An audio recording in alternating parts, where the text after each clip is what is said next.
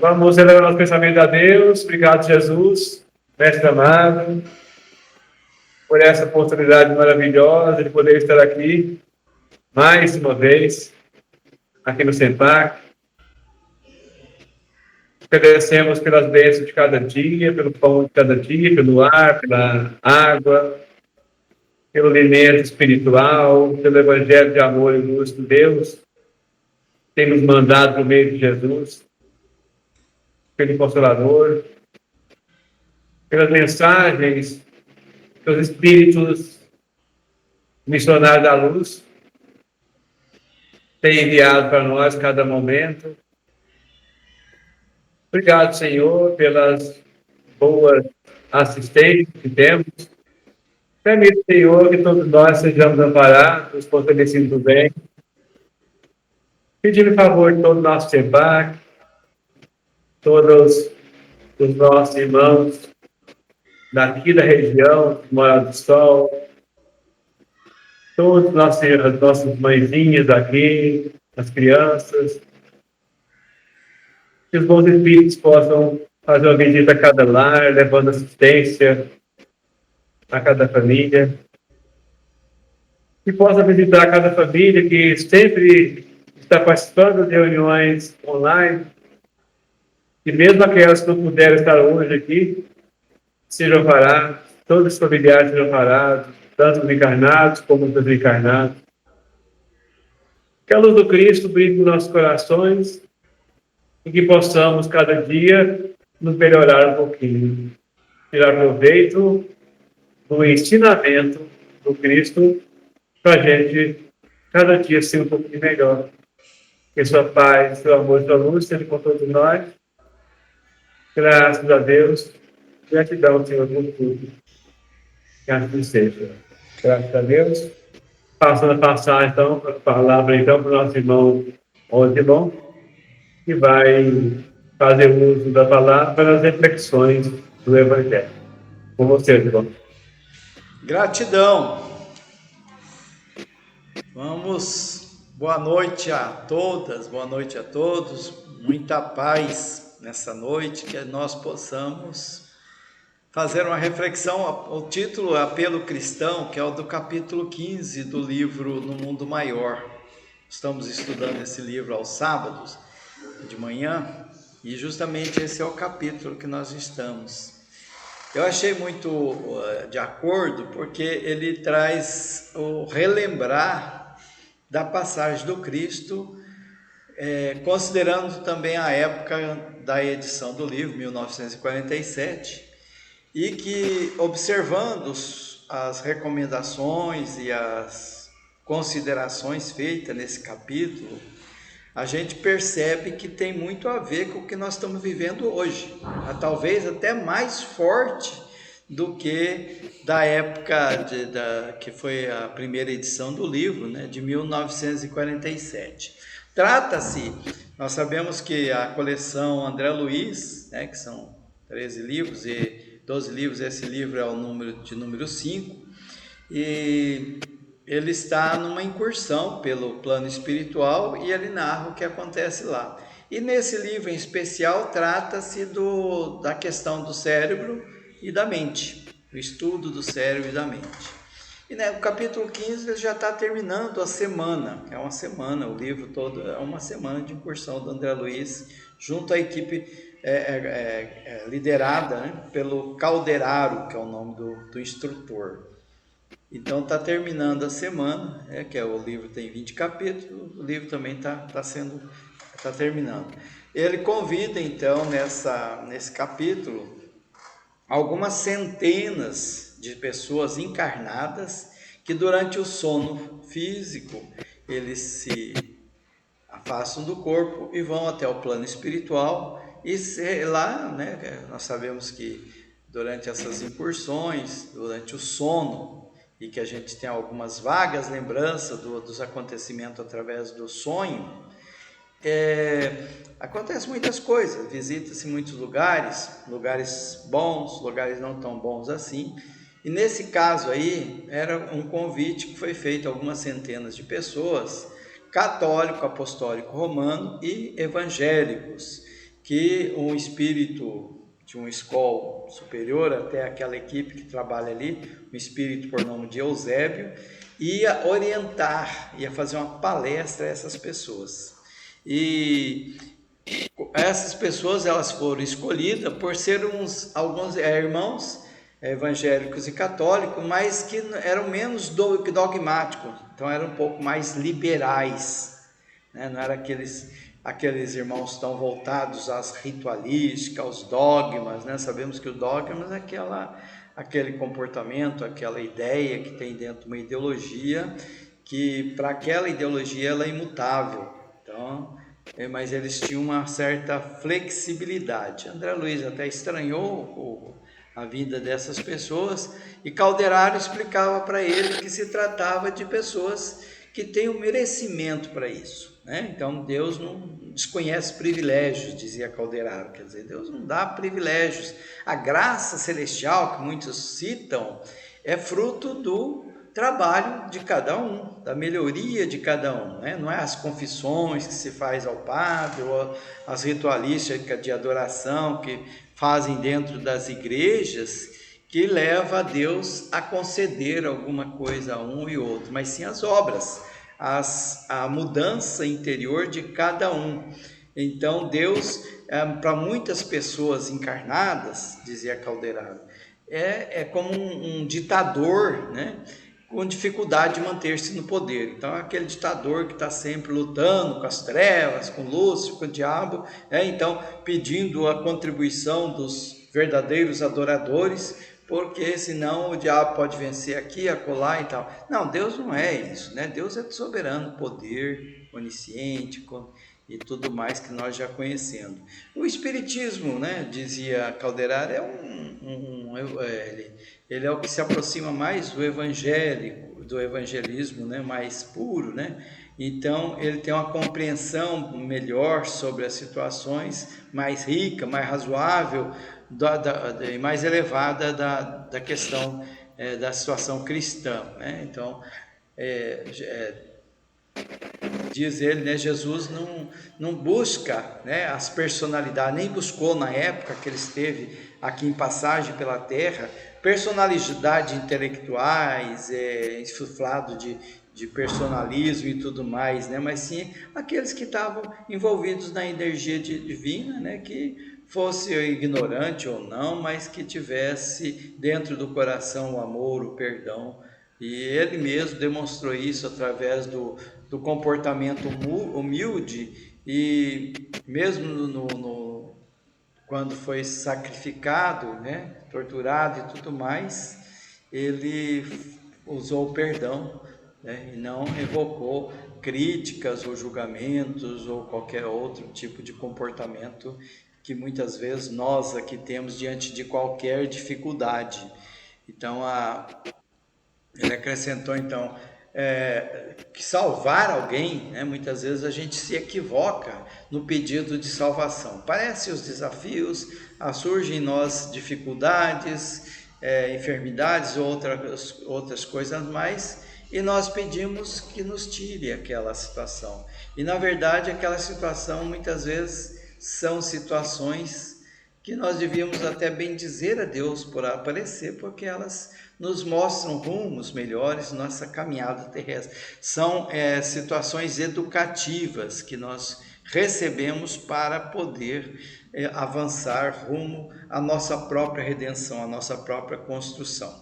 Então ali, chegando Calderaro e André Luiz, né, perceberam algumas centenas de pessoas que estavam alguns ajoelhados, outros sentados na relva, embaixo de árvores frondosas, ouvindo atentamente aquela figura veneranda do Eusébio, né, que passava uma palavra para as pessoas com toda a sua autoridade de espírito mais elevado, em que as pessoas ficavam extasiadas, ouvindo, confundidos e ajoelhados, um grande número de pessoas ali.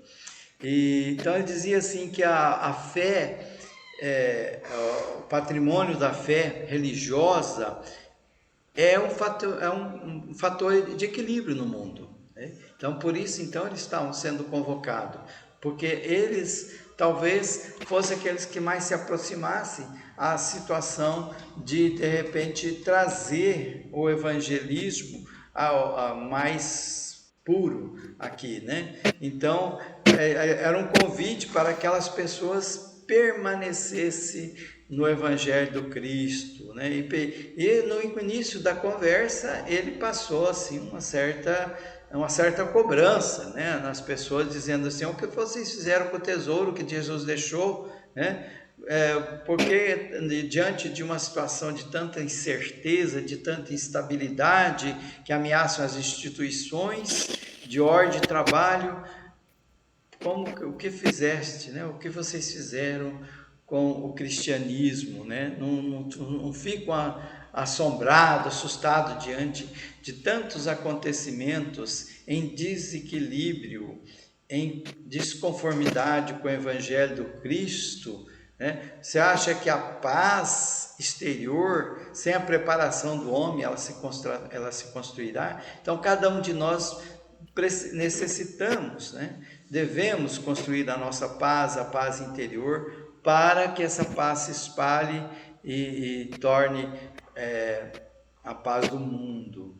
Então, antigamente, né, outrora, lá no começo do cristianismo, as pessoas, né, os verdadeiros cristãos, os cristãos iniciais, eles renunciavam, eles escolhiam a experiência mais nobre, com o dever de exemplificar, exemplificar o padrão de conduta consagrado do Mestre Divino. Então, aquelas pessoas, elas buscavam se comportar de acordo com o modelo Jesus Cristo. Então, eles combatiam as armas do mal com o bem, com as armas do bem. Combatiam o mal com as armas do bem.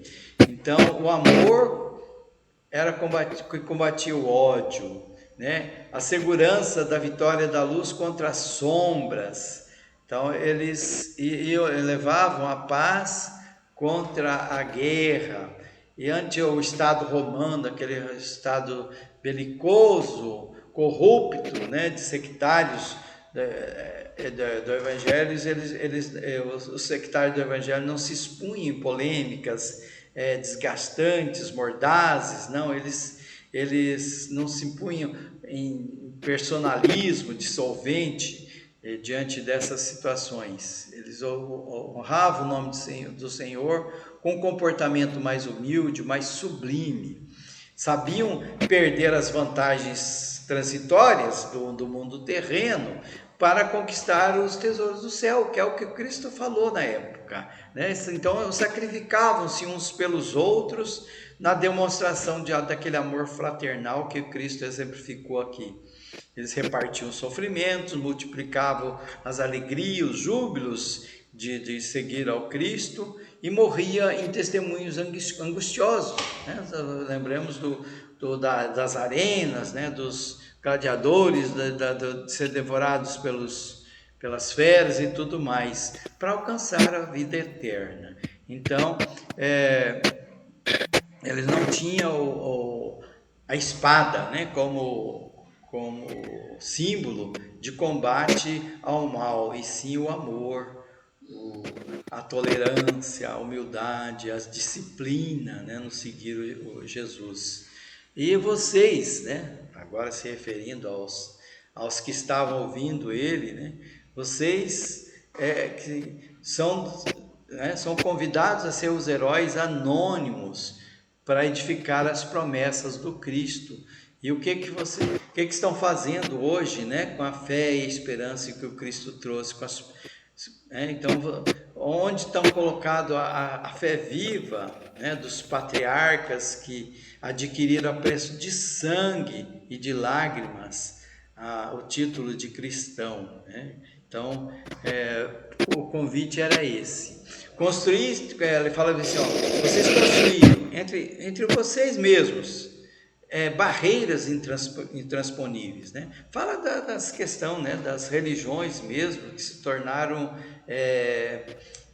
dogmáticas e que uma critica a outra, e só a minha vai para o céu porque eu tenho aquele dogma, aquele ritual, o outro não tem. Então, esse dogmatismo, ele envenena, ele desintoxica, né? E corrompe e provoca a separação, né? Cria muros.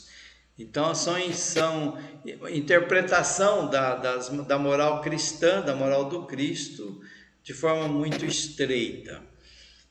Então, em nome de Deus, vocês se tornaram hostis uns aos outros, esquecendo do amor universal e a união eterna.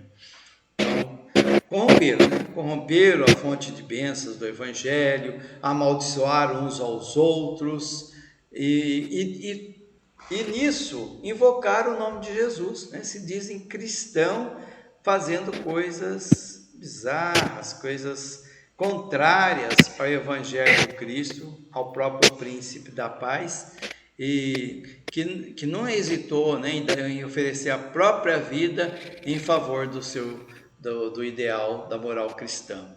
Então, a que delírio vocês chegaram na concorrência imaginária da obtenção de privilégios divinos, né? Lembrando, né, provavelmente da compra, né, de posições no céu, que todas as religiões, né, da época vendiam, e aonde ainda hoje vendem, né? Muitas religiões, muitos líderes religiosos conseguem convencer aos seus seguidores a comprar certos objetos com a promessa que aquele objeto vai levá-los à conquista de tesouros ou tudo mais, né? Aqui e lá no céu. Então, antigamente, os primeiros cristãos, eles disputavam entre si a oportunidade de servir. E na atualidade, as pessoas procuram ocasião para ser servido. O tempo todo, né? Querem erguer templos suntuosos, comprar carros, aviões, helicópteros, né? Caro, para se manter na opulência, no gozo dos bens da terra, né? E hoje se mantém muito na sombra do nefando egoísmo, diz o Eusébio. Então, ao mesmo tempo que nos lábios eles louvam e proclamam Jesus, a glória e a paz, mas na prática incentiva a guerra fratricida, em que instituições e pessoas se trucidam reciprocamente. Então, recorre a Jesus, né, ao Divino Mestre, pedindo bondade, a fonte inesgotável de amor, entretanto, dentro de si, cultiva a desarmonia, né, no interior de cada um. Então, como é que vocês acreditam que vão conquistar o paraíso com esse comportamento, diz ele, né? Com a força de afirmativas apenas labiais. Se o coração não diz o que os lábios dizem. Esquecer o verbo divino e dos seus fundamentos, sempre criador. Como admitir a redenção, a própria reconstrução ao preço de simples palavras, né? Que nenhum significado objetivo tem, porque as atitudes contraria aquilo que as pessoas falam, aquilo que cada um de vocês fala. Então Eusébio estava passando aquela lição de que as pessoas necessitavam mudar, né? Então era imperioso reconhecer a sublime tarefa dos cristãos no mundo. Jesus, ele fundou a religião do amor universal, né? Nada de cristianismo, espiritismo, evangelismo, católico, evangélico, não. O amor. O amor é a religião do Cristo. E os sacerdotes políticos, na época e hoje ainda, dividiram em várias escolas, orientado pela divisão injustificável mas ainda assim, né, o Jesus não desiste de nós. Jesus está presente, né? Apesar do erro lastimável das pessoas.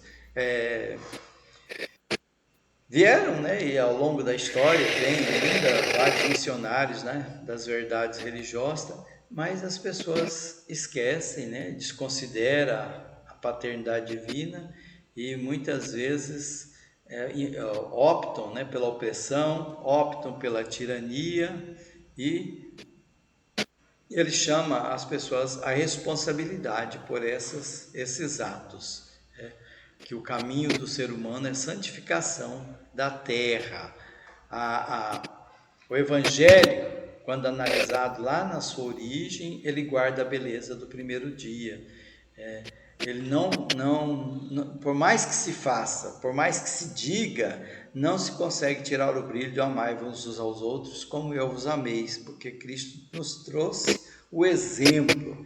Então, ele diz assim, perante os desafios do céu, vocês acreditam que servir a Deus, encarcerando a fé nos templos suntuosos, a pompa de culto exteriores, isso vai modificar alguma coisa na espiritualidade? São perigosas ilusões acerca da vida espiritual. Então, se assim fosse, né, a vinda do Cristo seria infrutífera, seu sacrifício seria infrutífero, se a boa nova, se o evangelho permanecesse guardado para alguns apenas, né, onde as pessoas, nas fogueiras das hostilidades, elas se degladiam entre si. Então, aí ele fala até, né, dizendo, não encontrou uma fórmula de externar a crença além da concorrência menos digna, porque é o que acontecia na época da edição desse livro e que hoje acontece, talvez com ainda mais força, né? Essa concorrência menos digna entre aqueles que se dizem seguidores do Cristo. Então ele fala bem assim, em vão vocês erguem castelos de opiniões, né, para verbalismo sem obras. Então a palavra sem ação não tem valor, porque a morte ela surpreende o materialista. A morte surpreende a cada um de nós e ela traz a realidade da vida, né? Aí a gente percebe que a morte não existe e daí nós vamos confrontar com a justiça de Deus, que está dentro de cada um de nós. Então o túmulo abre as portas para o tribunal da consciência e não vai ser aquele, eu fui católico, fui evangélico, fui espírita, que vai ter uma concessão, né, uma graça por conta disso, mas sim aquele que agiu, né, com obras de acordo com o Evangelho do Cristo. Então, ele diz assim, não julgueis, esteja a fé consagrada ao menor esforço. Tal como ocorre com a ciência, a religião tem o seu trabalho.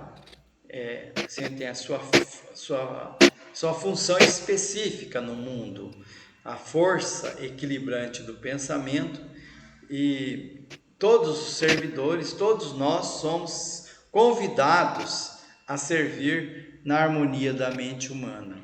Então nós somos convidados a nos afastar das paixões, dos impulsos irresistíveis da animalidade para a espiritualidade.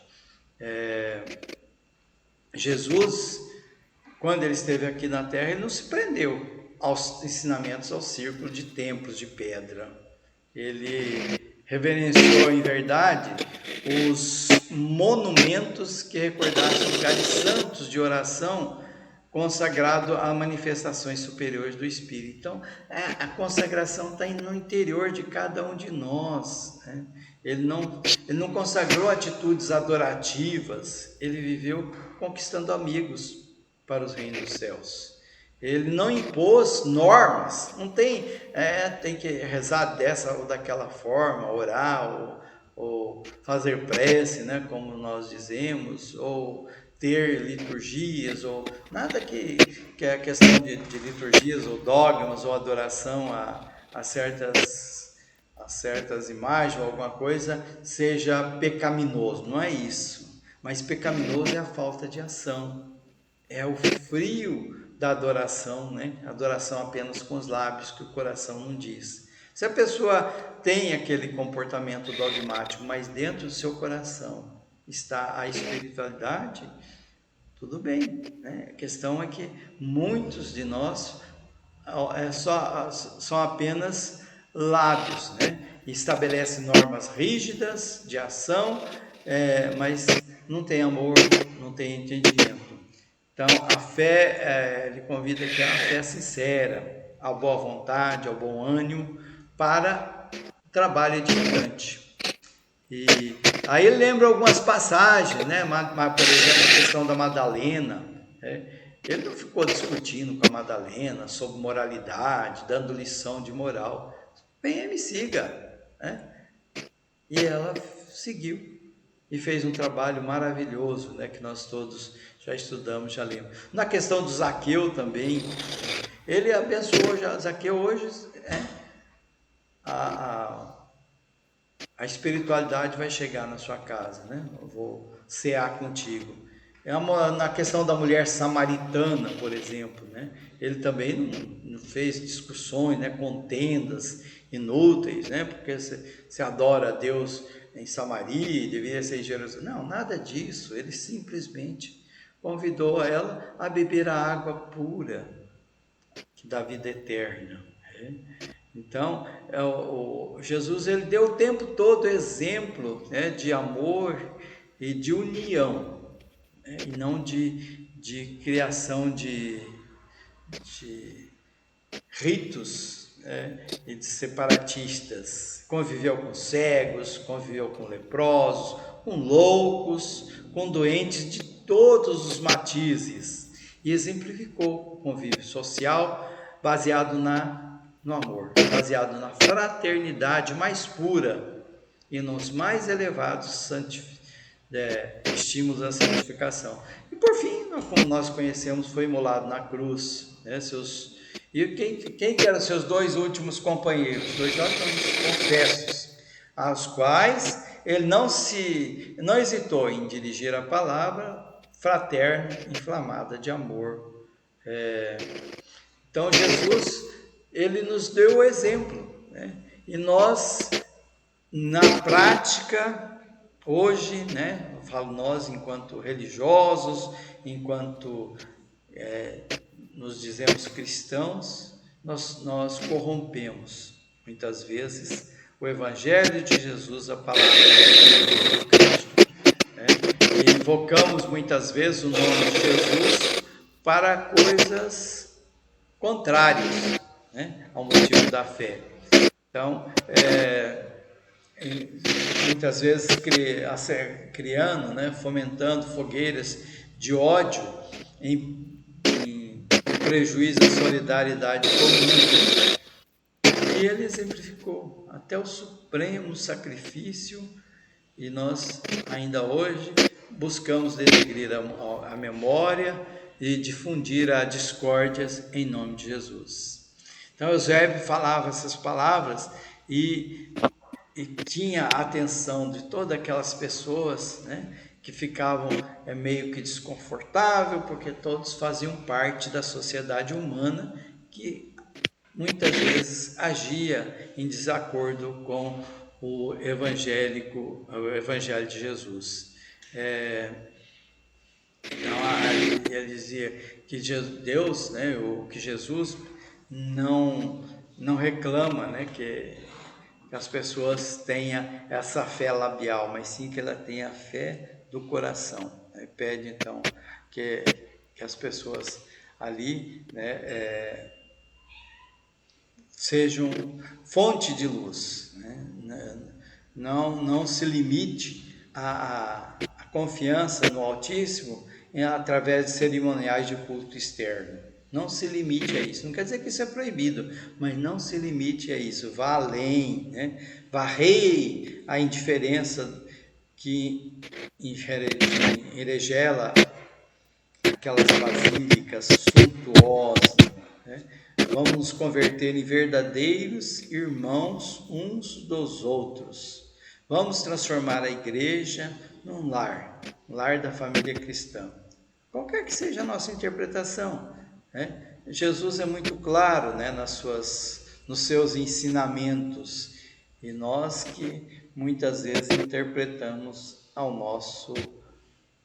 de acordo com a nossa conveniência, né? Então ele pede que amando, socorrendo, crendo, agindo, que Jesus amparou a mente desequilibrada e deu exemplo ao mundo greco-romano, né? Infundindo vida nova em favor da humanidade mais feliz.